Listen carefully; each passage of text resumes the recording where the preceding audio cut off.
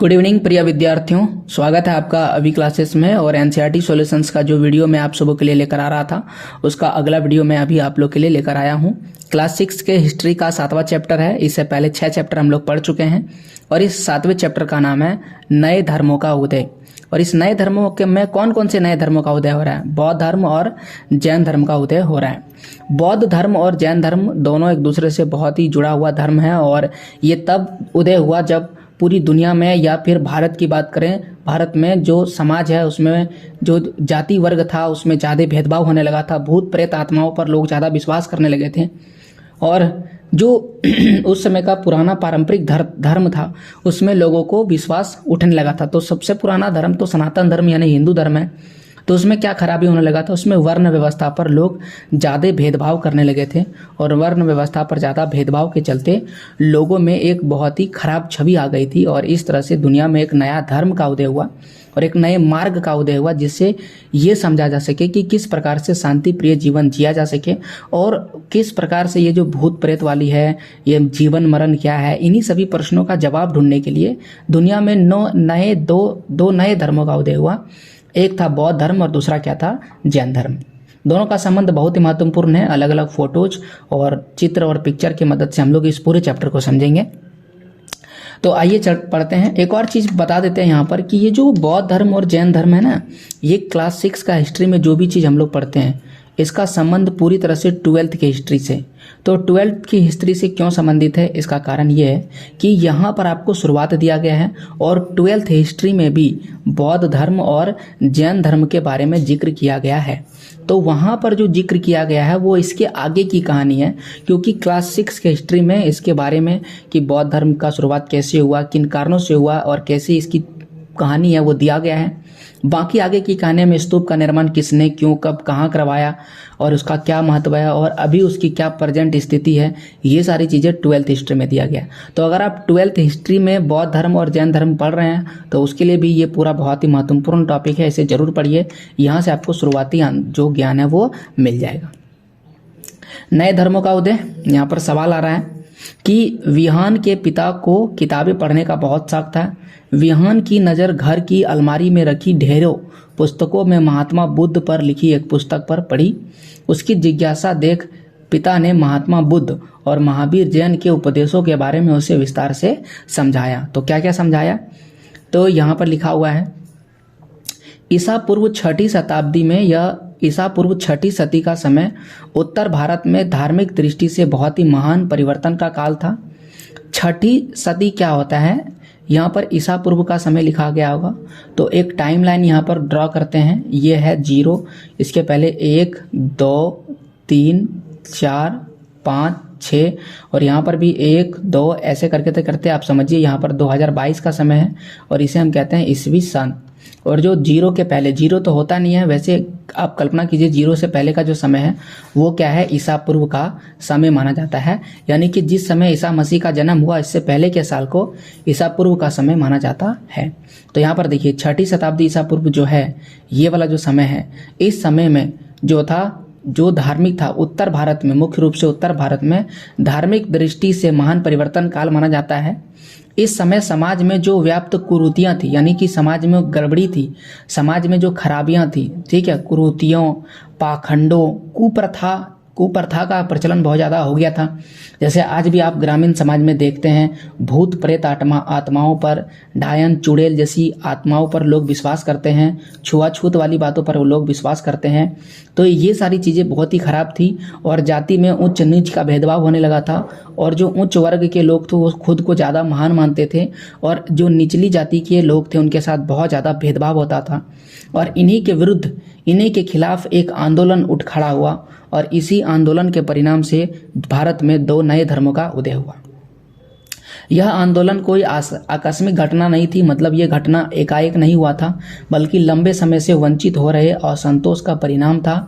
यानी बहुत दिनों से लोगों में जो असंतोष था, असंतोष का मतलब होता है लोगों में जो खराबी था, जैसे कि बहुत सारी कुरीतियाँ थी, नियम कानून था जिसे फॉलो करना पड़ता जो बिल्कुल खराब था। तो होगा ना कि एक ऐसा नियम कानून जो आपको फॉलो करने के लिए बोले, जैसे अभी आपको बोले कि रात को 2 बजे उठना है, आपको पर डे रात को 2 बजे स्नान करना है, तो ये क्या हो गया, आपके लिए एक नया नियम हो गया जो आपको फॉलो करना ही करना है। तो आपको आपके अंदर क्या होगा, असंतोष आ जाएगा, आपको लगेगा यार बिल्कुल खराब जिंदगी जी रहे हैं, ये बिल्कुल गलत नियम है, कोई तो इसे हटाओ। तो आप मेरे नियम से संतुष्ट नहीं होंगे बल्कि असंतोष होंगे। उसी प्रकार से पुराने नियम कानून से लोगों में बहुत ज़्यादा असंतोष जमा हो गया था। अतः वैदिक धर्म के कर्मकांडों के विरुद्ध प्रतिक्रिया आरंभ हो गई। जो वैदिक काल था उसमें वैदिक धर्मों में जो नियम कानून था, जो कर्मकांड था, जो उसमें नियम कानून बताए गए थे, उसके विरुद्ध लोगों ने क्या कर दिए, विरुद्ध आंदोलन प्रारंभ कर दिए।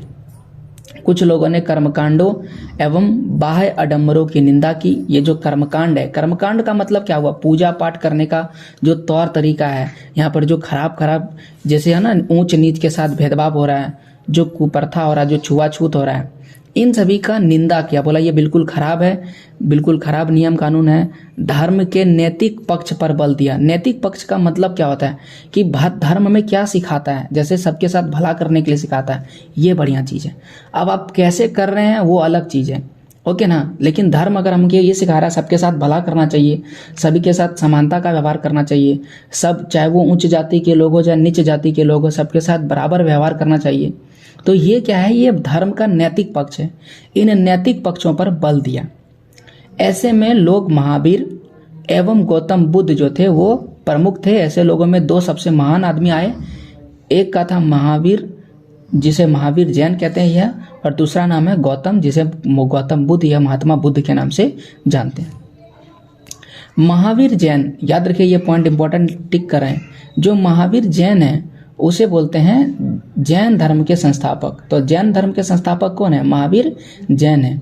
और वहीं जो गौतम बुद्ध है वो बौद्ध धर्म के संस्थापक है, यानी कि उन्होंने बौद्ध धर्म का स्थापना किया। अब आइए शुरुआत करते हैं। सबसे पहले हम लोग जैन धर्म के बारे में पढ़ते हैं कि जैन धर्म के बारे में क्या लिखा गया। महावीर जैन धर्म के 24वें तीर्थंकर थे। ये तीर्थंकर क्या होता है, देखिए जो जैन धर्म है ना, उस धर्म की स्थापना करने के लिए 1 2 3 4 ऐसे बहुत सारे लोग आए। सबसे पहले आते हैं पार्श्वनाथ। कौन आते हैं, पार्श्वनाथ। तो उन्होंने जैन धर्म का शुरुआत किया। आप समझिए कि सबसे पहले शुरुआत किसने किया, पार्श्वनाथ ने किया, ठीक है। तो पार्श्वनाथ ने सबसे पहले शुरुआत किया, इसके बाद दूसरे आए, तीसरे आए। उन्होंने सही तरीके से इस्टेब्लिश नहीं कर पाया, यानी सभी तरीके से स्थापित नहीं कर पाया। फिर आते हैं 24वें नंबर के तीर्थंकर और इसका नाम है महावीर जैन। तो महावीर जैन ने इसकी स्थापना किया। उनका जन्म लगभग 599 ईसा पूर्व में होता है। तो ईसा पूर्व वाला कहानी आपको बता चुके हैं, 0 से पहले की कहानी को ईसा पूर्व कहते हैं और 0 से बाद के वर्ष को हम लोग ईसवी सन कहते हैं। तो अभी हम लोग किस में जी रहे हैं, ईसवी सन में 2022 ईस्वी में जी रहे हैं। तो कभी ना कभी 2000 के पहले 1000, फिर 10, 9, 8, 7, 6, 5, 4, 3, 2, 1 जीरो हुआ होगा। और जीरो के पहले भी दुनिया में आदमी थे, तो जीरो के पहले को हम ईसा पूर्व के पहले का समय कहते हैं। और इस समय जब आप 599 ईसा पूर्व में जाइएगा तब आपको पता चलेगा कि वहां पर जन्म होता है महावीर जैन का। जगह कहाँ पर है, वैशाली के निकट कुंडग्राम में हुआ था। तो वैशाली के निकट हुआ था, कुंडग्राम में। अब हमको ये चीज़ मैप में देखना पड़ेगा कि आखिरकार ये मैप में कहाँ पर है, महावीर जैन का जन्म कहाँ पर हुआ था। तो अगर हम आपको मैप में दिखाए तो गौर से देखिए, यहाँ पर देख सकते हैं ये है वैशाली। पता नहीं आपको साफ से दिख रहा है या नहीं दिख रहा है, ये वैशाली है। और ये कौन सा मैप है, बिल्कुल आप देख सकते हैं ये जो आपको ब्लू लाइनें दिख रही है गंगा नदी है। उत्तर प्रदेश के आसपास का एरिया दिखिए, यहाँ काशी है, यहाँ पर क्या है, सारनाथ है। और ये जो नदी आपको दिख रहा है ये वाली नदी गंगा नदी है। जैसे ये वाला नदी आपको दिख रहा है जो, ये कौन सी नदी है, गंगा नदी है। ये कौन सी नदी है, गंगा नदी। और यहाँ पर है पाटलिपुत्रा। पाटलिपुत्रा को पटना कहते हैं। तो बिल्कुल पटना के बगल में यहाँ पर है वैशाली और वहीं पर एक गांव था जिसका नाम था कुंडग्राम, वहां पर ही इनका जन्म हुआ था। मेरे पास एक और मैप होगा, वहां पर आपको दिखा जाएगा। ये देख सकते हैं यहाँ पर है वैशाली। तो उम्मीद है आपको ये पता चल गया होगा कि किन स्थानों पर इनका जन्म हुआ था। उनके पिता का नाम सिद्धार्थ था, यानी जो जैन धर्म के संस्थापक थे महावीर जैन, इनके पिता का नाम सिद्धार्थ था। वो क्षत्रिय राजा थे, यानी कि जो जैन धर्म के पिताजी थे, यानी कि महावीर जैन के पिताजी एक क्षत्रिय राजा थे। क्षत्रिय क्या होता है, उस समय समाज जो था वो अलग अलग वर्गों में बटा हुआ था, जो हम लोग इसके पहले वाले चैप्टर में पढ़े हैं, तो वो इसमें नहीं दिख रहा है। तो समाज जो था वो 4 वर्गों में बटा हुआ था, ठीक है। तो 4 वर्ग में कौन कौन सा था, एक था ब्राह्मण था, तो यहाँ पर अगर हम लिखें ब्राह्मण था, दूसरा कौन था? क्षत्रिय था। और तीसरा कौन था? तीसरा था वैश्य और चौथा था शूद्र। तो इस प्रकार से 4 वर्ण में बटा हुआ था। और सबसे ऊपर जो सब खुद को सबसे महान सबसे बड़ा जाति मानता था वो कौन था? ब्राह्मण। उसके बाद दूसरा कौन था? क्षत्रिय। और क्षत्रिय मानता था कि मुझे रक्षा करने के लिए बनाया गया है। और ज़्यादातर राजा जो थे वो क्षत्रिय थे। जैसे कि राजा श्री रामचंद्र की बात करें तो वो कौन थे? क्षत्रिय राजा थे। तो यहाँ पर भी कैसे राजा थे? ये क्षत्रिय राजा थे। और उनकी माता त्रिशला लिच्छवी कुल की थी। तो इस मैप में देखिए यहाँ पर आपको दिख रहा होगा लिच्छवी। ओके, यहाँ पर क्या दिख रहा है? लिच्छवी। तो पास पास में ये है, यहाँ पर वैशाली है और वैशाली के बगल में यहाँ पर क्या है? लिच्छवी है। ओके, तो वैशाली और लिच्छवी आपको दिखा दिए। तो लिच्छवी कुल की राजकुमारी थी। तो इनका पिताजी राजा और राजा थे और इनकी माँ रानी थी, यानी कि इनका परिवार गरीबी में नहीं बल्कि अमीरी में बीता है। एक राजकुमार के रूप में उनका लालन पालन हुआ। चूंकि इनके पिताजी राजा है और इनकी माता राजकुमारी है, तो आपको पता चल गया होगा कि इनका गरीबी में जीवन नहीं बीता होगा। बिल्कुल राजकुमार की तरह इनका लालन पालन हुआ। और बचपन में उनका नाम था वर्धमान। तो जो महावीर जी थे उनके बचपन का नाम क्या था? वर्धमान था। तो ये सारे वो इंपॉर्टेंट पॉइंट्स हैं, याद रखिएगा। जैसे उसके पिताजी का नाम सिद्धार्थ, माताजी का नाम जो क्या था? उनके माता का नाम त्रिशला था और वो लिच्छवी कुल की थी। और उनके बचपन का नाम था वर्धमान। युवा अवस्था में यानी जवानी में उनका यशोदा नामक कन्या के साथ उनका क्या हो गया? विवाह हो गया। यशोदा उनकी पत्नी का नाम हो गया। और यहाँ पर आप देख सकते हैं ये महावीर जैन की मूर्ति है और उनका विवाह हो जाता है किसके साथ? यशोदा के साथ। यशोदा के साथ शादी होने के बाद प्रियदर्शना नामक पुत्री हुई, यानी उनको एक पुत्री उनका जन्म होता है जिनका नाम होता है प्रियदर्शना। वर्धमान ने क्या किया? 30 वर्ष की अवस्था तक एक सुखी गृहस्थ जीवन जिया। गृहस्थ जीवन का मतलब घर वाला जीवन, उन्होंने घर का जीवन जिया, मतलब घर में रह करके उन्होंने जीवन जीना अच्छा किया। कितने वर्ष तक? 30 वर्ष तक। और 30 वर्ष तक उनका शादी भी हो चुका है और उनकी एक पुत्री भी है और उस पुत्री का नाम क्या है? प्रियदर्शना है। माता पिता की मृत्यु के पश्चात उन्होंने बड़े भाई जिसका नाम था नंदीवर्धन, ये बहुत ही क्या है? इंपॉर्टेंट है, आप याद रखिएगा। अपने बड़े भाई से अनुमति लेता है और उस बड़े भाई का नाम था नंदीवर्धन। इससे अनुमति लेता है और वो तपस्या करने के लिए घर से निकल पड़े। अभी तक तो वो गृहस्थ का जीवन जी रहे थे। कितने वर्ष तक? 30 वर्ष। और 30 वर्ष के बाद जब उनके पिताजी की और माताजी की मृत्यु हो जाती है तब वो अपने बड़े भाई नंदीवर्धन से अनुमति लेते हैं और वो तपस्या करने के लिए निकल पड़ते हैं। 12 वर्षों की कठोर तपस्या के पश्चात जाम्भृक ग्राम के समीप ऋजुपालिका नदी के तट पर एक साल वृक्ष के उन्हें कैवल्य की प्राप्ति हुई। तो यहाँ पर आपसे पूछा जाएगा कि महावीर जैन को कैवल्य की प्राप्ति कहाँ पर हुआ? अब ये जो कैवल्य है इसी कैवल्य को हम ज्ञान कहते हैं। तो यहाँ पर आपसे पूछा जाएगा कि महावीर जी को ज्ञान की प्राप्ति कहाँ हुआ है? तो इसका नाम है जाम्भृक ग्राम। जाम्भृक गांव है। जाम्भृक गांव में ऋजुपालिका नदी है और ऋजुपालिका नदी के तट पर एक साल का वृक्ष है। कौन सा वृक्ष है? साल का वृक्ष। साल सखुआ को कहते हैं। वहां पर उन्हें ज्ञान की प्राप्ति होती है। और ये कौन सा ज्ञान खोज रहा था? यही कि मृत्यु के बाद लोगों का क्या होता है, कहाँ पर जाते हैं और क्या हमें जन्म मरण से कोई संबंध है। अगर इस जन्म में पाप करेंगे तो हमें अगला जन्म में उस पाप को भोगना पड़ेगा। नरक और स्वर्ग क्या होता है? ये सारे प्रश्नों का जवाब वो खोजने के लिए गए थे। ज्ञान की प्राप्ति के पश्चात उन्हें केवलीन का मतलब हो गया सर्वोच्च ज्ञान रखने वाला। जीन का मतलब होता है विजेता या तो जितेंद्रिय। तो अलग अलग नाम। पहला नाम क्या हो गया? केवलीन कहा जाने लगा। दूसरा कहा जाने लगा जीन। और अपनी साधना में अटल रहने तथा अतुल पराक्रम दिखाने के कारण उन्हें महावीर कहा गया। तो अपनी साधना में बिल्कुल अटल थे, बिल्कुल वो पीछे नहीं हटते थे। डट गए तो साधना करके ही रहेंगे, तपस्या करके ही, ज्ञान को खोज के ही रहेंगे और बिल्कुल अतुल्य थे और पराक्रम भी उसमें भरा पड़ा था। और इसी कारण उन्हें क्या कहा गया था? महावीर कहा गया। महावीर के अगर उपदेश की बात करें तो उपदेश बिल्कुल क्या थे? सरल थे, बहुत आसान था। उन्होंने अपने उपदेश को प्राकृत भाषा में लिखा। प्राकृत भाषा क्या होता है? बिल्कुल पुरानी भाषा। जैसे कि अभी जो भाषा हम बोलें और वही भाषा को लिखेंगे तो प्राकृत भाषा हो जाएगा। तो पुराने समय में उस समय के लोग, जिस समय की हम कहानी पढ़ रहे हैं, आज से 599 ईसा पूर्व पहले जो भाषा का प्रयोग किया जाता था उसी भाषा में उन्होंने क्या किया? अपने उपदेश को लिख लिया और उस भाषा को प्राकृत भाषा कहते हैं। और जो महावीर के अनुयायी है, अनुयायी का मतलब होता है फॉलोवर्स, जो जैन धर्म को फॉलो करते हैं, जो महावीर को फॉलो करते हैं, उसे कहते हैं जैन। क्या कहते हैं? जैन कहते हैं। जैसे कि जो मुस्लिम धर्म को फॉलो करता है, तो जो इस्लाम धर्म को फॉलो करता है, मुस्लिम तो धर्म नहीं है, इस्लाम धर्म है, तो मुस्लिम कहलाता है। हम लोग हिंदू धर्म को फॉलो करते हैं, तो हिंदू धर्म नहीं है, सनातन धर्म है, तो सनातन धर्म को जो फॉलो करता है वो हिंदू कहलाते हैं हम लोग। तो इसी प्रकार से अलग अलग धर्म को फॉलो करने वाले लोग अलग अलग जो है अनुयायी कहलाते हैं। उसी प्रकार से ये कौन अनुयायी कहलाते हैं? जैन अनुयायी कहलाते हैं। महावीर की शिक्षा की अगर बात करें तो ये पूर्णतः नैतिक शिक्षा थी। नैतिक शिक्षा का मतलब क्या हुआ? जो नैतिकता पर बल देता है। ये नहीं कि पूजा पाठ करो, ये सारी चीजें वो नहीं मानते थे।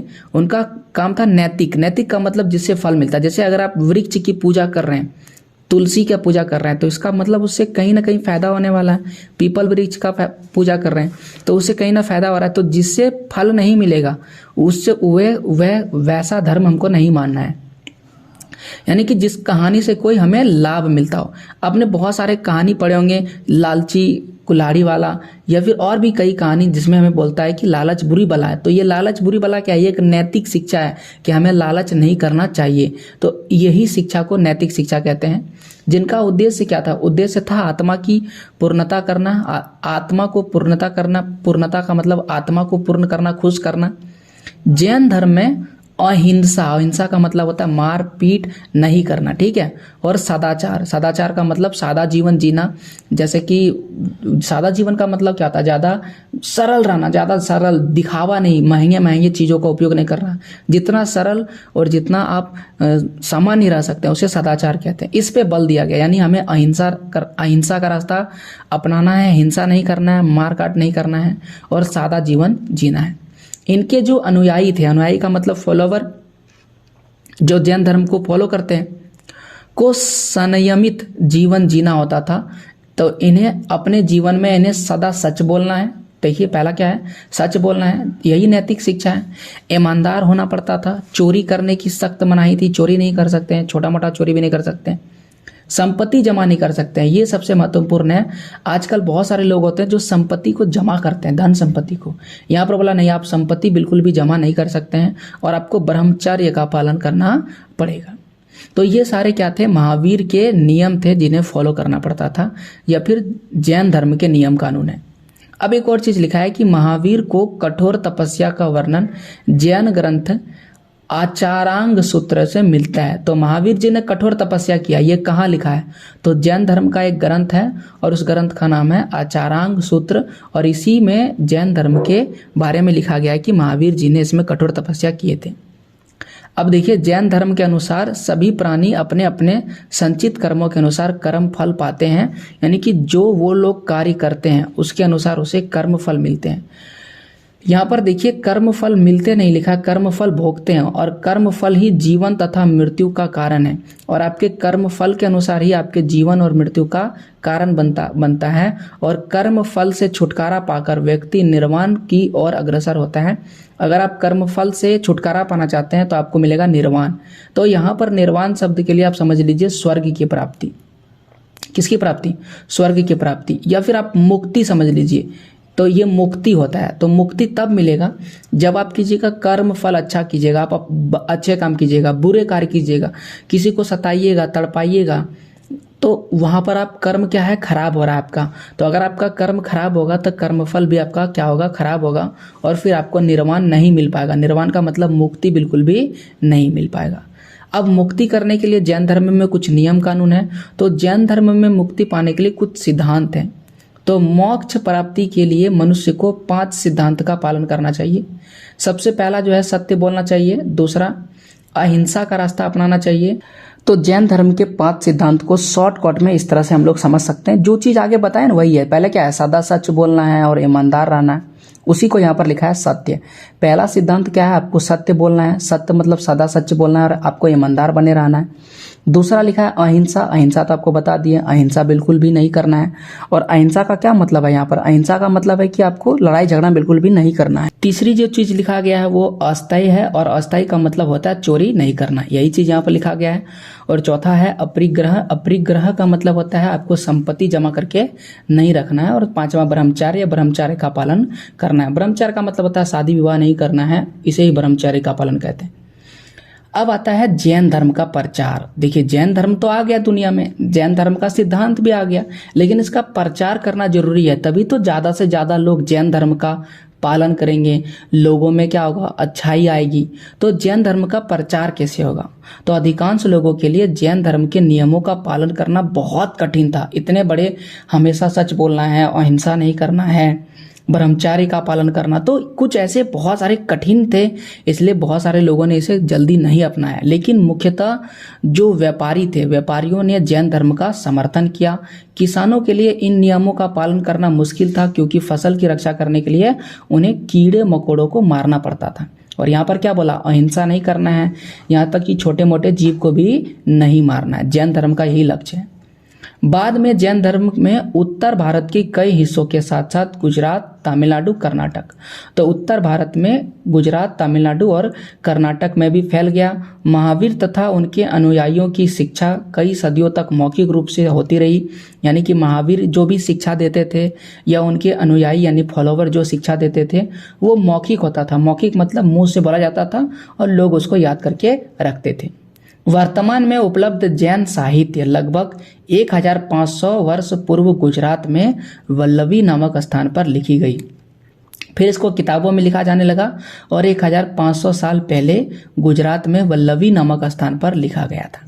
बाद के दिनों में जैन धर्म श्वेतांबर एवं दिगंबर, ठीक है, श्वेतांबर और दिगंबर में बट गया। तो जैन धर्म दो भागों में बट गया। पहला कौन सा था, श्वेतांबर जैन धर्म, और दूसरा है दिगंबर जैन धर्म। दोनों में अंतर क्या है, श्वेतांबर जो है वो श्वेत वस्त्र धारण करते थे, श्वेत वस्त्र का मतलब होता है सफेद रंग का कपड़ा पहनते थे। और दूसरा है दिगंबर, दिगंबर कोई भी वस्त्र नहीं पहनता था, तो ये बिल्कुल ही जो है बिल्कुल वस्त्रहीन रहते हैं, तो उसे क्या कहते हैं, दिगंबर। ये भी किसका है, जैन धर्म का ही रूप है। ओके, क्योंकि जो दिगंबर है इनका मानना है कि जब हम धन संपत्ति जमा ही नहीं करेंगे तो हमारे पास वस्त्र कपड़ा कहाँ से आएगा, इसलिए हम कोई भी कपड़ा नहीं पहनेंगे, तो वो क्या कहलाएगा, जैन धर्म का दिगंबर कहलाएगा। अब आपको धर्म का प्रचार समझ में आ गया। अब देखिए इसके बारे में कहाँ लिखा गया, देखिए यहाँ पे लिखा है कल्प सूत्र जो है वो संस्कृत में लिखा गया जैन धर्म का सबसे महत्वपूर्ण ग्रंथ है। तो जैन धर्म का सबसे महत्वपूर्ण ग्रंथ का नाम क्या है, उसका नाम है कल्प सूत्र। और ये किस भाषा में लिखा गया है, ये संस्कृत में लिखा गया है। अब जैन धर्म की देन, जैन धर्म से हमें क्या मिला, सबसे पहले तो साहित्य मिला, किताब वगैरह, और फिर स्थापत्य कला, उसमें बहुत सारे मूर्ति कला, मंदिर वगैरह बना होगा, तो वो सारी चीजें हमें मिला। जैनियों के योगदान बहुत महत्वपूर्ण है। विद्वानों ने विभिन्न कालों में लोक भाषाओं के माध्यम से अपनी कृतियों की रचना की। प्राकृत में भी आपको मिल जाएगा, प्राकृत भाषा में, कन्नड़ भाषा में, संस्कृत भाषा में, तमिल भाषा में, तेलुगु आदि कई भाषा में आपको जैन साहित्य मतलब जैन धर्म के किताब देखने को मिल जाते हैं। उड़ीसा अगर आप जाइएगा तो वहाँ पर उदयगिरी पहाड़ी है, और उदयगिरी पहाड़ी पर अनेक जैन गुफाएं मिली है। खजुराहो, सौराष्ट्र, राजस्थान भव्य जैन मंदिर बने हुए हैं। कर्नाटक में श्रावण बेलगोला में कई जैन के मंदिर है। दिलवाड़ा, माउंट आबू जो राजस्थान में है, ये भी प्रसिद्ध है किसके लिए, जैन मंदिर के लिए। और ये सभी स्थापत्य कला क्षेत्र में जैनियों के योगदान को दर्शाते हैं। तो स्थापत्य कला का मतलब होता है मंदिर वगैरह या मकान वगैरह में भी आप देख सकते हैं कितना बना है। सबसे पहले साहित्य की तो बात छोड़ दीजिए, भारत की कई भाषाओं में किताब लिखा गया है। और दूसरा है अगर मकान की बात कीजिएगा, मंदिर की बात कीजिएगा, तो मंदिर भी आपको सब जगह मिल जाएगा, छोटे मोटे नहीं बड़े बड़े मंदिर मिल जाएंगे। अब यहाँ पर एक उदाहरण दिया गया पारसनाथ के बारे में, और पारसनाथ कहाँ पर है, झारखंड में है। एक दो चीज आप समझिए, ठीक है, आपको यहाँ पर दिखाते हैं मैप में। यहाँ पर लिखा है सारनाथ, ठीक है, दोनों में कंफ्यूज मत कीजिएगा। ये सारनाथ है ना, सारनाथ मिलता है आपको उत्तर प्रदेश में, ठीक है। यहाँ पर देखिए काशी है, काशी के बगल में ही है। और मैं जो अभी आपको बता रहा हूँ पारसनाथ है, ये पारसनाथ कहाँ पर है, झारखंड में है। तो जैन धर्म का एक महत्वपूर्ण तीर्थ स्थल पारसनाथ में है, और झारखंड के गिरिडीह जिले में अवस्थित है। और यह स्थल जैन धर्म के 23वें तीर्थंकर पार्श्वनाथ से संबंधित है। तो पार्श्वनाथ से इसका संबंध है। और ये कितने नंबर के थे? 23वें नंबर के थे। देखिए 23 नंबर पर कौन है? 23वें नंबर पर है पार्श्वनाथ। 24 नंबर पर कौन है? 24 नंबर पर है महावीर जैन। फर्स्ट नंबर पर कौन है? फर्स्ट नंबर पर ऋषभ देवनाथ। ऋषभ देव याद रखिएगा। तो पहले महावीर जैन धर्म के पहले तीर्थंकर कौन थे? ऋषभ देव थे। और 23वें नंबर पर कौन थे? पार्श्वनाथ। और 24वें नंबर पर कौन है? महावीर जैन। पार्श्वनाथ का काल महावीर जैन से 250 साल पहले माना जाता है। यानी महावीर जैन से 250 साल पहले पार्श्वनाथ आए थे, उन्होंने जैन धर्म का प्रचार प्रसार किया, लेकिन कोई नहीं माना। तो उसके बाद 250 साल के बाद फिर महावीर जैन आए और उन्होंने इस सवाल का जवाब ढूंढने का प्रयास किया और फिर इस तरह से ये सवाल जवाब मिला और लोगों ने इस धर्म को मानने लगा। जैन धर्म के 24वें तीर्थंकर में 20 का निर्वाण तीर्थ स्थलों में 20 का निर्वाण स्थल पारसनाथ में है। तो जितना भी तीर्थ स्थल है उसमें से 20 निर्वाण स्थल। निर्वाण स्थल का मतलब क्या? मुक्ति का रास्ता कहाँ पर मिलेगा? पारसनाथ में मिलेगा।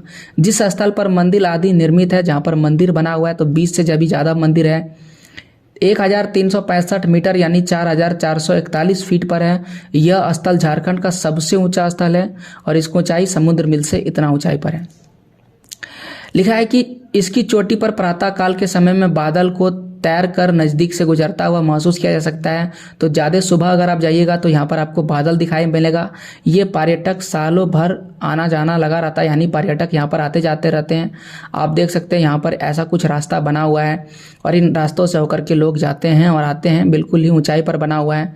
और एक और मंदिर सबसे टॉप पर बना हुआ है, यहाँ पर भी मंदिर बना हुआ है। तो ऐसे बहुत सारे मंदिर यहाँ पर बने हुए हैं। अब आता है जैन धर्म के बाद दूसरा धर्म और वह धर्म है बौद्ध धर्म। तो आइए बौद्ध धर्म के बारे में पता करते हैं। जिस तरह से बौद्ध, जैसा कि पहले ही पढ़ चुके हैं पहले लाइन में, कि जो बौद्ध धर्म के संस्थापक हैं वो कौन है? गौतम बुद्ध है। तो यहाँ पर बौद्ध धर्म के प्रवर्तक या संस्थापक गौतम बुद्ध थे। उनके बचपन का नाम सिद्धार्थ था और 563 ईसा पूर्व में नेपाल की तराई में कपिल वस्तु के निकट लुम्बिनी वन में उनका जन्म हुआ था। तो लुम्बिनी वन हम लोग देखने का प्रयास करते हैं कहाँ पर है। तो आइए मैप में चलते हैं। यहाँ पर देखिए लुम्बिनी दिख रहा है। ओके, दिख रहा है ये लुम्बिनी, ये नेपाल में, याद रखिएगा नेपाल। और यहाँ पर है कपिला वस्तु। ठीक है, कपिला वस्तु यहाँ पर लिखा है कपिला वस्तु। तो बिल्कुल लुम्बिनी के निकट में कपिला वस्तु है। यहाँ पर कपिला वस्तु, यहाँ पर लुम्बिनी है, बिल्कुल दोनों ही पास में है। और वहाँ पर इनका जन्म होता है। किनका? महात्मा बुद्ध का जन्म होता है। उनके पिताजी का नाम शुद्धोधन है और कपिल वस्तु के शाक्य के गण थे। वो गण क्या होता है? उसमें जो समाज था ना, उसमें दो तरह का शासन व्यवस्था था। एक था राजतंत्र शासन व्यवस्था और दूसरा था गणतंत्र शासन व्यवस्था। तो गणतंत्र को चलाने वाले लोग कौन थे? गणतंत्र को चलाने वाले लोग थे, जैसे गणतंत्र को आप समझ लीजिए लोकतांत्रिक शासन व्यवस्था, जैसे अभी चुनाव बना है ना, वैसे तभी होता था।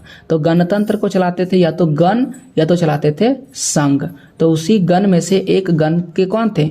गण के थे उनके पिताजी, जिनका नाम था शुद्धोधन। तो महावीर जी के पिताजी का नाम क्या है? शुद्धोधन है। उनकी माता का नाम है माया, जो कौशल राजवंश की राजकुमारी थी। शैशव काल में यानी कि बचपन में ही जब महात्मा बुद्ध का जन्म हुआ, गौतम बुद्ध का जन्म हुआ, तो जन्म होते ही उनकी माताजी की मृत्यु हो गई। ठीक है, किसी कारणवश से। और उनकी मौसी, जिनका नाम है महाप्रजापति गौतमी, उन्होंने इनका पालन पोषण किया। सिद्धार्थ बचपन से ही बहुत चिंतनशील स्वभाव के थे, क्योंकि गौतम बुद्ध के बचपन का नाम क्या था? सिद्धार्थ था। याद रखिएगा, गौतम बुद्ध के बचपन का नाम क्या था? सिद्धार्थ था। एकांत में बैठकर वो जीवन मरण, सुख दुख आदि विषयों पर गंभीरता पूर्वक विचार किया करते थे। तो ये भी वही सवाल का जवाब ढूंढ रहा है कि लोग जीवन मरण क्यों होता है और सुख दुख क्या है। इन्हीं सभी सवालों का जवाब खोज रहे हैं। यानी कि वो सांसारिक जीवन से विरक्त होते हुए, संसार के सभी जीवन में, संसार में क्या चल रहा है नहीं चल रहा है, सबसे दूर हो चुके हैं, विरक्त हो चुके हैं। अब उनको लगा उनके पिताजी को ये दूर हो जाएंगे, तो इसीलिए उनके पिताजी ने उनका शादी करवा दिया। तो 16 वर्ष की अल्प आयु में, बिल्कुल छोटी सी आयु में ही उनके पिताजी ने उनका विवाह करवा दिया।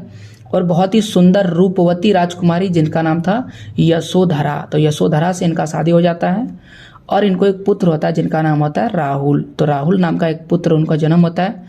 परंतु जो सिद्धार्थ है, सिद्धार्थ का मतलब होता है गौतम बुद्ध, सांसारिक सुखों से वास्तविक संतोष नहीं हो पाया, यानी कि संसार में जो उसको सुख मिला उससे उसको संतोष नहीं मिल पाया। और वो मानव जीवन के 4 दृश्यों ने सिद्धार्थ के चिंतन को बहुत ही प्रभावित कर दिया। वो 4 दृश्य कौन से थे? कहा जाता है ऐसा कि जो महात्मा बुद्ध थे ना, वो घर में ही रहते थे, घर में ही, क्योंकि बचपन में ही उनके पिता शुद्धोधन को बचपन में ही क्या कर दिया था, उनके पिताजी को एक पुरोहित ने, मतलब कि उस समय के ब्राह्मण ने बता दिया कि ये जो महात्मा बुद्ध है ये बहुत पराक्रमी लड़का है, ये साधु बन जाएगा, संत बन जाएगा, बहुत ज़्यादा सोच विचार करेगा, साधु और संत बन जाएगा। इसलिए उनके पिताजी को डर लगा रहता था और इसीलिए गौतम बुद्ध को घर से बाहर जाने के लिए नहीं दिया जाता था। तो बहुत साल तक जवान हो गया लेकिन तभी वो बाहर नहीं गया था। जब वो एक बार घर से बाहर निकला तो उन्होंने एक बूढ़े व्यक्ति को देखा, वृद्ध व्यक्ति को, फिर एक बीमार व्यक्ति को देखा, फिर उन्होंने एक मरे हुए व्यक्ति को देखा, मृतक लाश को देखा, फिर उन्होंने देखा सन्यासी को। तो जो वृद्ध व्यक्ति था वो बिल्कुल कष्ट में देख रहा था। उन्होंने देखा कि जो बूढ़ा व्यक्ति है बिल्कुल कष्ट में जीवन जी रहा है, वो अब सोच रहा है कि मुझे भगवान बुला ले।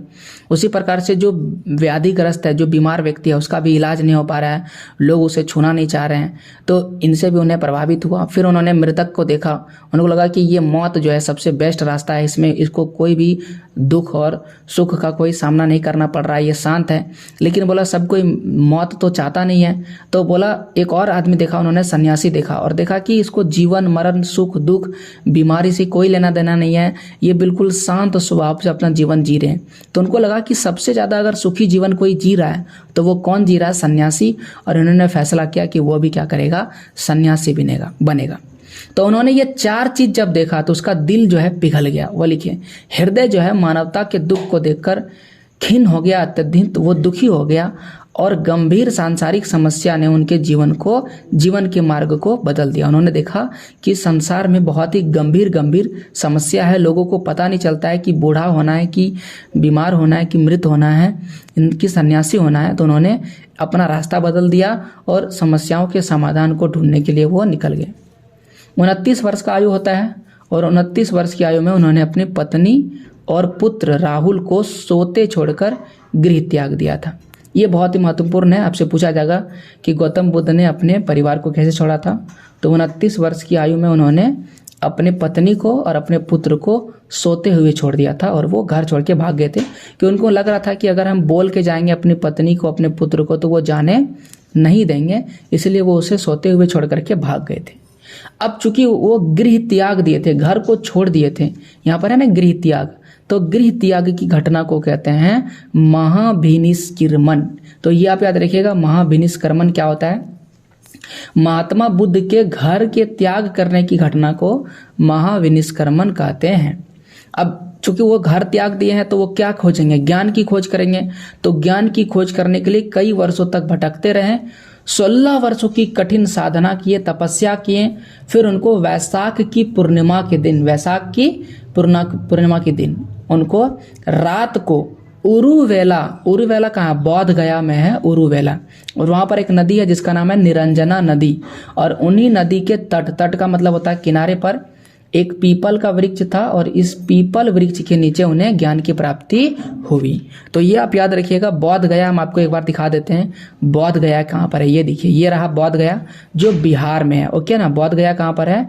बिहार में है।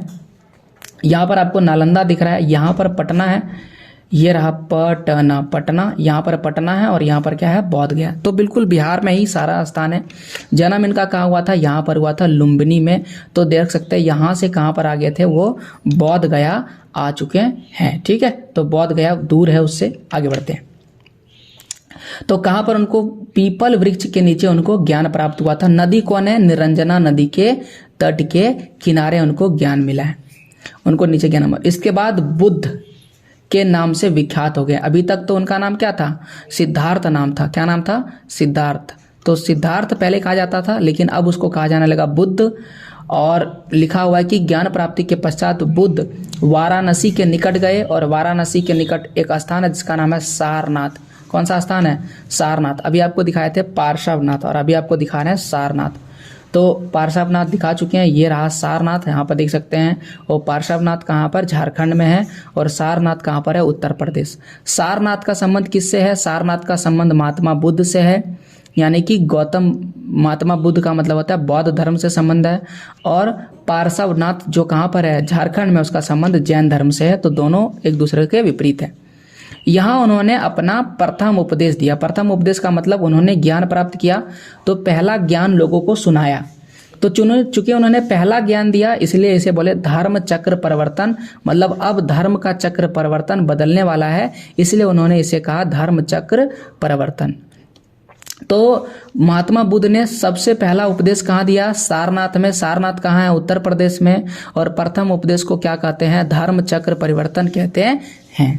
और इस तरह से उन्होंने प्रथम उपदेश के बाद अन्य कई उपदेश दिए, उनके बहुत सारे अनुयायी हुए जो उनको फॉलो किए, और इस तरह से बौद्ध धर्म का प्रचार प्रसार हो गया।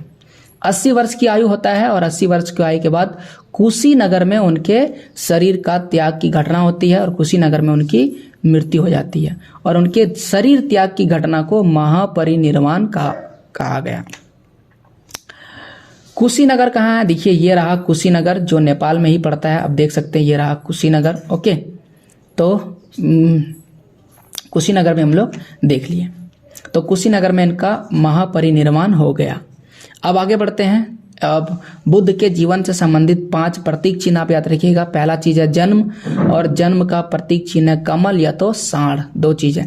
पहला गृह त्याग, गृह त्याग का घटना घोड़ा है, ये प्रतीक चिन्ह है। ज्ञान का प्रतीक चिन्ह है पीपल, क्योंकि पीपल वृक्ष के नीचे उन्हें ज्ञान मिला था, और इस पीपल वृक्ष को बोधि वृक्ष भी कहते हैं। निर्वाण, निर्वाण को चिन्ह है पद चिन्ह, क्योंकि जब कोई व्यक्ति मर जाता है, मृत्यु के बाद उनके पास केवल पैर के चिन्ह बचते हैं, इसलिए निर्वाण का प्रतीक चिन्ह पद चिन्ह है। और मृत्यु का प्रतीक चिन्ह क्या है, स्तूप है। तो स्तूप का फोटो अगर यहाँ पर दिया है तो देख लेते हैं। यहाँ पर स्तूप का फोटो तो दिया है, कुछ इस प्रकार से स्तूप होता है। ऐसा आप समझिए कि टीला के समान ऐसा कुछ होता है, ठीक है। इसे ही क्या कहते हैं, स्तूप। और यहाँ पर कुछ नहीं है, बल्कि जो महात्मा बुद्ध है उनकी अस्थियों को रखा गया है, और इन्हीं स्तूप, इन्हें ही क्या कहते हैं, स्तूप कहते हैं। अब महात्मा बुद्ध ने 8 रास्ता दिया, अष्टांगिक मार्ग कहते हैं इसे। जैसे आपको दिखाए थे ना, 5 सिद्धांत दिया था जैन धर्म में कि अब कैसे बेहतर जीवन जी सकते हैं, तो 5 नियम को फॉलो करना पड़ेगा। उसी तरह से महात्मा बुद्ध ने 8 नियम दिया। पहला, सम्यक दृष्टि, सम्यक संकल्प, सम्यक वाक, सम्यक कर्म, सम्यक आजीव, सम्यक व्यायाम, सम्यक स्मृति और सम्यक समाधि। इन 8 नियम को फॉलो करके आप संसार के सभी सुख दुख से छुटकारा पा सकते हैं। आपके सारे सवाल का जवाब मिल जाएगा। अब बौद्ध धर्म की क्या शिक्षा है, शिक्षा को समझना पड़ेगा। बुद्ध ने कहा कि संसार जो है दुखमय है, संसार दुख से भरा हुआ है, और लोग केवल इच्छा और लालसा, इच्छा, आपका इच्छा खत्म ही ना हो रहा है। आप मोबाइल लिए, आप इच्छा कंप्यूटर लेने को हो रहा है, साइकिल लिए गाड़ी लेने की इच्छा हो रहा है, गाड़ी लिए तो 4 चक्का वाला गाड़ी लेने की इच्छा हो रहा है। आपका इच्छा नहीं खत्म हो रहा है, और ना ही आपकी लालसा खत्म हो रहा है। आप लालची होते जा रहे हैं, इसीलिए आपका दुख खत्म नहीं हो रहा है। तो इसे बोला दुख का कारण। तो संसार में दुख है, लेकिन दुख का कारण क्या है, इच्छा और लालसा। इन पर अगर विजय प्राप्त करना है, अगर आपको ये करना है कि मुझे इन सारे दुख से छुटकारा पाना है, तो आपको निर्वाण प्राप्त करना पड़ेगा। और निर्वाण प्राप्त तब होगा जब आप इनसे विजय प्राप्त कर लीजिएगा। निर्वाण जो है बौद्ध धर्म का परम लक्ष्य है। निर्वाण का अर्थ है दीपक का बुझ जाना, अर्थात जन्म और मृत्यु के चक्र से मुक्ति, अर्थात मोक्ष। तो मोक्ष को ही क्या कहते हैं, निर्वाण कहते हैं बौद्ध धर्म में। अब बौद्ध धर्म ने दुख से छुटकारा पाने के लिए 8 साधना बताए, जिनको हम बोल दिए हैं, और इन्हीं 8 साधना को अष्टांगिक मार्ग कहा जाता है। उनकी शिक्षा न केवल अत्यधिक विलास करना चाहिए, न अत्यधिक संयम। अत्यधिक विलास का मतलब ज़्यादा कठोर तपस्या नहीं करना है, और ना ही आपको अधिक संयम रखना है। संयम का मतलब ज़्यादा धैर्य भी नहीं रखना है, बीच वाला रास्ता। अब आपको सच बोलने बोले तो बिल्कुल अब पूरे सच बोल रहे हैं, और उसके चलते आपको क्षति हो रहा है, तो वह वाला रास्ता नहीं। अगर आपको ये बोला गया है कि आपको दूसरे का भला करना है, तो आप अपना सब संपत्ति बेच करके दूसरे का भला कर रहे हैं, तो वो नहीं। बिल्कुल बीच वाला, जिसमें आपका भी सुख हो सके, दूसरे का भी सुखी जीवन जी सके, आपको तकलीफ नहीं होना चाहिए, बीच वाला रास्ता, ठीक है। इसे मध्यम वर्ग कहते हैं, मध्यम मार्ग कहते हैं, इसे समझाया, इसे ही सम्यक लिखा गया था। यज्ञ कर्मकांड तथा पशु बलि, यज्ञ वगैरह जो उस समय समाज में बहुत ज़्यादा होता था, यज्ञ वाला कर्मकांड होता था, पशु की बलि दी जाती थी। आज भी हम लोग देखते हैं कि पशु की बलि दी जाती है, ठीक है। जैसे कि दुर्गा पूजा वाला त्यौहार वगैरह होता है तो हम लोग क्या करते हैं, पशु की बलि देते हैं। इस्लामिक धर्म में भी पशुओं की बलि दी जाती है, तो अलग अलग धर्मों में पशु की बलि दी जाती है। बट इस धर्म में पशु बलि की निंदा की गई, ठीक है। उन्होंने विरोध किया कि पशु का बलि नहीं देना है, यज्ञ वगैरह कुछ नहीं करना है, ये फालतू चीज़ है, ऐसा महावीर बौद्ध धर्म ने कहा। बोला ये सभी कुप्रथा है। वे मानव जाति में समानता लाना चाहते थे, वो चाहते थे कि सभी मानव क्या हो, समान हो। उन्होंने जाति प्रथा का विरोध किया, छुआछूत का विरोध किया, और जो भेदभाव था उन्होंने इस सबको गलत बताया। तो ये एक अच्छे थे। जाति प्रथा आज भी समाज के लिए बहुत ही खराब व्यवस्था है। अगर उस समय ही खराब खत्म हो गया होता तो आज हम भारत के लोग सभी बराबर जीते। आज भी समाज में छुआछूत वाली बात होती है, जिससे कई समाज को खराब लगता है, और भेदभाव वाली बात होती है। तो उन्होंने अपने संघ का द्वार सभी जाति के लिए खोल दिया। कोई भी किसी भी जाति के लोग उसके संघ में शामिल हो सकते हैं। उनकी धार्मिक दृष्टि बिल्कुल उदार थी, इसीलिए जो लोग इनसे परेशान थे, जिन लोगों को लगता था कि ये यज्ञ कर्मकांड, जाति प्रथा और छुआछूत हमारे लिए खराब है, वो उस धर्म को छोड़ करके बौद्ध धर्म में आ गए और बौद्ध धर्म का प्रचार प्रसार होने लगा। उन्होंने ज्ञान की अपेक्षा नैतिकता पर बल दिया। फिर वही घूम के आ जाता है, नैतिकता किसे कहते हैं, वही नैतिक शिक्षा पर। बुद्ध के उपदेश को मूल्य लक्ष्य मानव जाति को उनके दुखों से छुटकारा दिलाना था। तो बुद्ध का मूल लक्ष्य यही था कि मानव में जो दुख है उससे छुटकारा पाना है। उनके उपदेशों में सरलता और व्यवहारिकता दिखाई पड़ती थी। बिल्कुल सरल उपदेश देते थे, हार्ड शब्द नहीं बोलते थे, और उसमें व्यवहारिकता दिखाई देती थी। अब यहाँ पर लिखा है कि बौद्ध धर्म के 3 प्रमुख बिंदु है। सबसे पहले बुद्ध, संघ, और तीसरा क्या है, धम्म है, ठीक है। बुद्ध, संघ और धम्म। बुद्ध तो खुद ही है, और फिर उसके संघ होते थे, संघ में बहुत सारे लोग मिलकर कहते थे, और बुद्ध के जितने भी उपदेश जिसमें लिखा गया उसी का कहते हैं धम्म कहते हैं। ओके, धम्म एक तरह से क्या है, नैतिकता वाला धर्म है। अब बुद्ध धर्म के जितने भी उपदेश है सबको संग्रहित किया गया, जमा किया गया, और उसको 3 भागों में बांटा गया, और उस 3 किताब को कहते हैं त्रिपिटक। त्रिपिटक आ जाता है। पहला जो किताब है उसे सुत्त पिटक कहते हैं, दूसरा जो किताब है उसे विनय पिटक कहते हैं, और तीसरा जो है उसे अभिधम्म पिटक कहते हैं। सुत्त पिटक में बुद्ध के उपदेश लिखे गए, जो महात्मा बुद्ध ने ओरिजिनल वाला उपदेश दिया था उसे शुद्ध पिटक में लिखे गए हैं। अब जो महात्मा बुद्ध यानी बौद्ध धर्म का पालन करता है उसे भिक्षु कहते हैं, ठीक है। भिक्षु का मतलब हो गया बौद्ध धर्म का पालन करने वाले लोग। तो भिक्षुओं के अनुशासन के लिए जो नियम कानून है वो किस में लिखा गया है, विनय पिटक में लिखा गया है। और अभिधम्म पिटक, इसमें दार्शनिक के विचार लिखे गए, लोगों के बारे में लिखा गया, क्या काम करना चाहिए, क्या नाम का काम नहीं करना चाहिए, ये सारी चीज़ें लिखा गया है। राजाओं के नियम कानून लिखे गए, किसमें, अभिधम्म पिटक में लिखा गया। अब बौद्ध धर्म का प्रचार प्रसार भी होना जरूरी है। तो बौद्ध धर्म का प्रचार भारत के अलावा भी कई देशों में हुआ है। भारत के अनेक महान राजाओं ने इस धर्म का ग्रहण किया है। बहुत सारे राजा इसके प्रचार प्रसार अपने राज्य के साधन लगाया है। अपना साधन मतलब अपने पैसे खर्च किए थे राजा इसका प्रचार प्रसार करवाने के लिए। इसमें कौन कौन राजा है, बिंबिसार राजा, अजातशत्रु राजा, कनिष्क राजा, हर्षवर्धन राजा, ये वो प्रमुख नाम हैं जिन्होंने बौद्ध धर्म का बहुत ज़्यादा प्रचार प्रसार किया। इसके अलावा एक और नाम याद रखिएगा, अशोक महान। इन्होंने इस धर्म को अंतर्राष्ट्रीय पहचान दिलाई और भी ज़्यादा प्रचार प्रसार किया। चीन, जापान, कोरिया, श्रीलंका, दक्षिण पूर्व एशिया, कई देशों तक बौद्ध धर्म के अनुयायी, बौद्ध धर्म को फैलाया गया। यहाँ पर भी आपको अनुयायी देखने को मिलेंगे। और ऐसा किसने किया था, राजा अशोक ने करवाया था, प्रचार प्रसार करवाया था। अब बौद्ध धर्म की देन, बौद्ध धर्म से हमें क्या मिला, सबसे पहले तो हमें अहिंसा नहीं करना चाहिए, ये सीख मिला।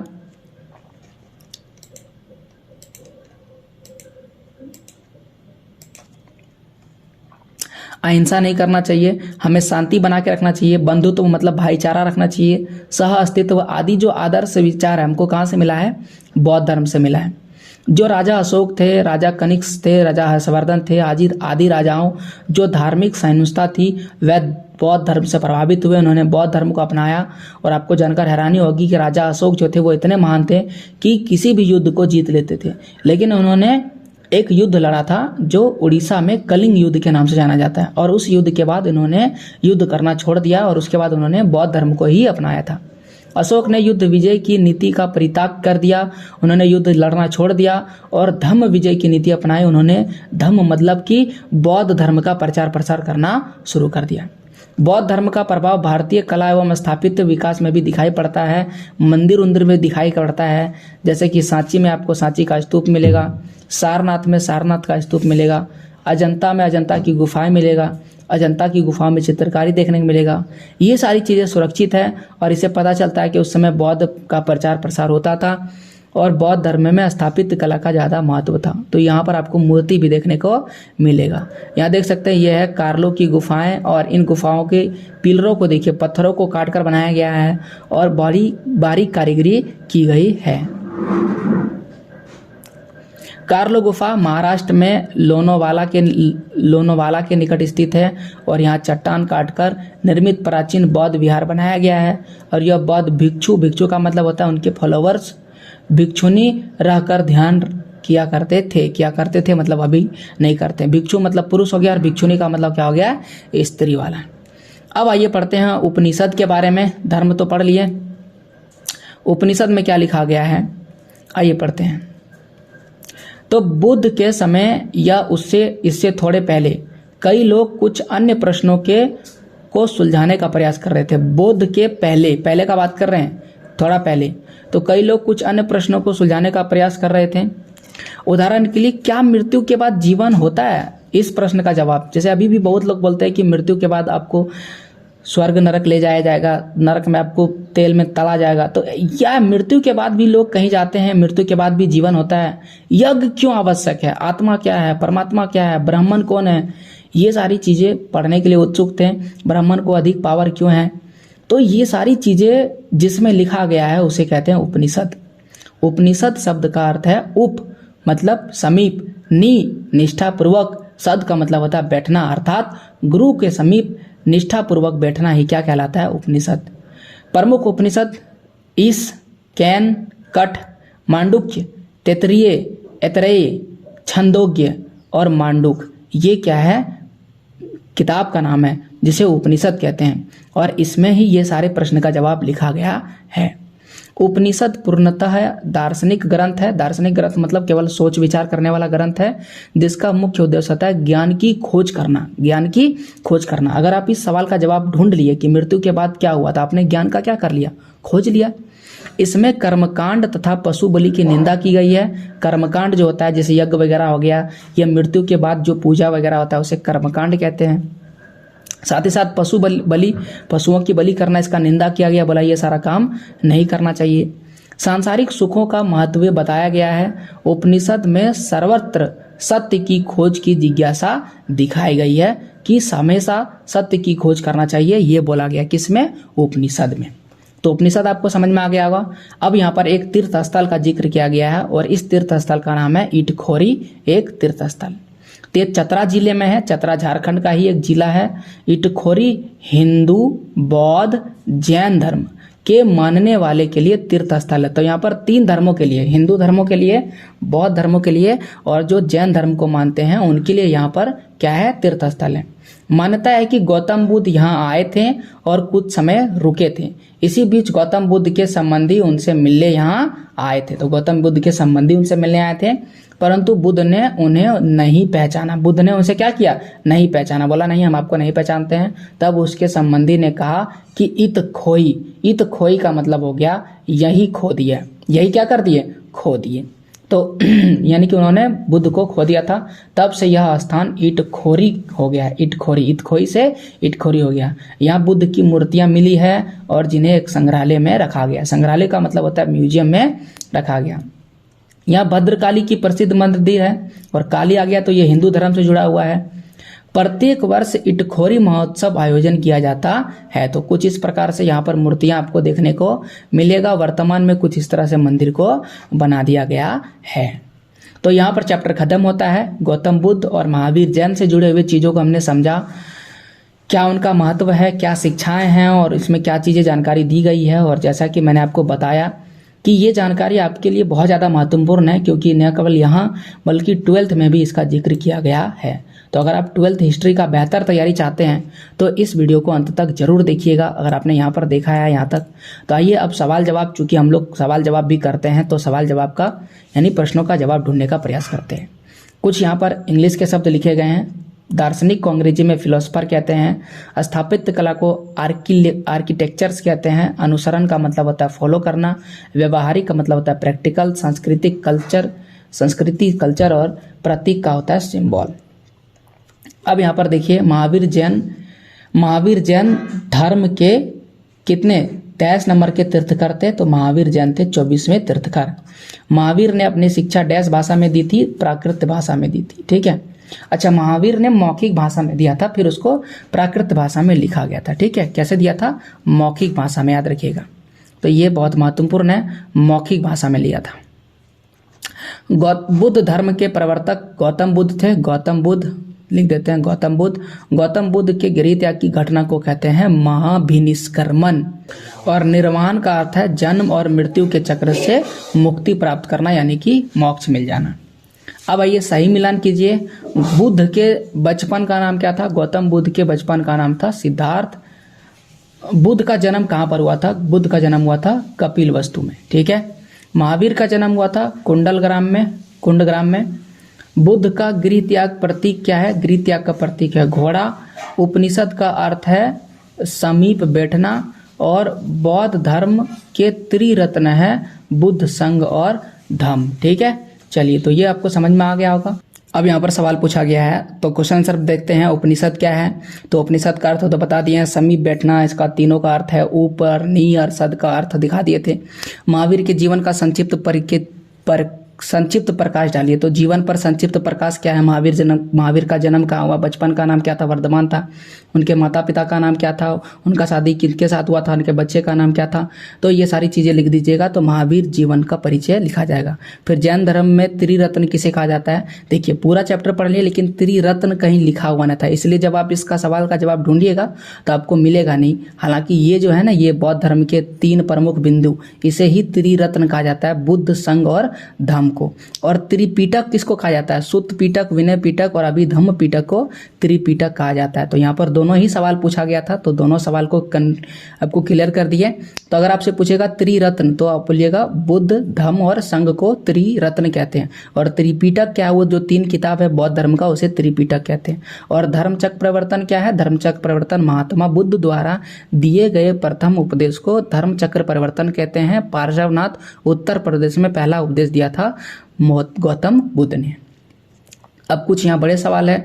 जैन धर्म का प्रचार भारत से बाहर कम हुआ, क्यों? क्योंकि भारत के क्षेत्र में ही सीमित रहा और राजा का सपोर्ट ज़्यादा नहीं मिला, इसलिए जैन धर्म का ज़्यादा प्रसार दूसरे देश में नहीं हुआ। जबकि बौद्ध धर्म की बात करें तो बौद्ध धर्म को राजा अशोक ने प्रचार करवाया था। तो राजा ने करवाया था, जो उस समय के सबसे महान राजा थे, इसलिए उन्होंने न केवल अपने देश में बल्कि उसका प्रचार दूसरे देशों में भी करवा दिए थे।